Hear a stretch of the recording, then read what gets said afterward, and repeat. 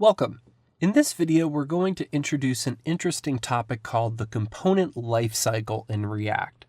Now, the component lifecycle is a set of hooks for when certain events take place, certain events that this component goes through. Now, we have created components, we've added components to a page, but we haven't really gotten into the complexity of the data flow through components and when they get updated and all of the different ways that we could hook into it. Now, in its essence, hooks are just functions that we're able to call and manipulate the flow of data within a component.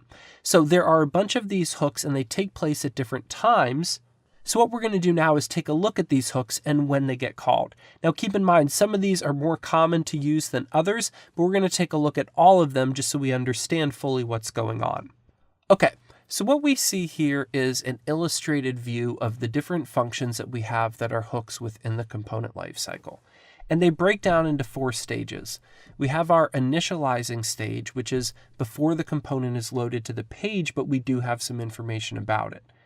Then we have the mounting stage once the components are actually loaded to the page and they are there landed. Now they stay in this state until anything is updated. Now remember, if any props are passed into this component and any state above it is passed in as props at any level, then this component will get updated. So if that is the case, we come down into our updating phase. And there are a number of different hooks here that we will look at, particularly things like, hey, should we update this component? We have complete control based on what changes have happened.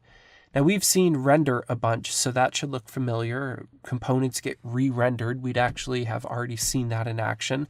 But we have some other hooks like, hey, did this component get updated? And should we do anything about that?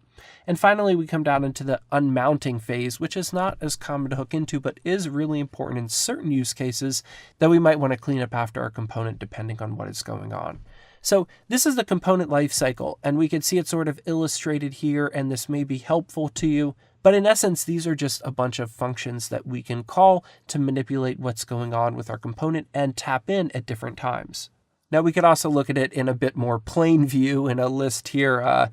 And again, just see that these are functions being called, and we'll look at the different properties being passed into them and how to work with them.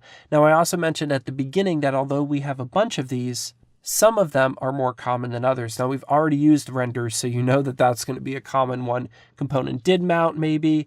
Component did update, maybe should component update. And the other ones are less common, but really, really helpful in the particular use cases that they set out to solve. However, it's less common that you'll be doing stuff with them, except in some of the examples that we'll look at over the next couple videos. Okay, so that is the component lifecycle. So to just boil it down again to the main takeaway, the component lifecycle is a set of hooks for when certain events take place. And this is certain functions that we could hook into to control the flow of data and what's going on with our components at a more fine-tuned level.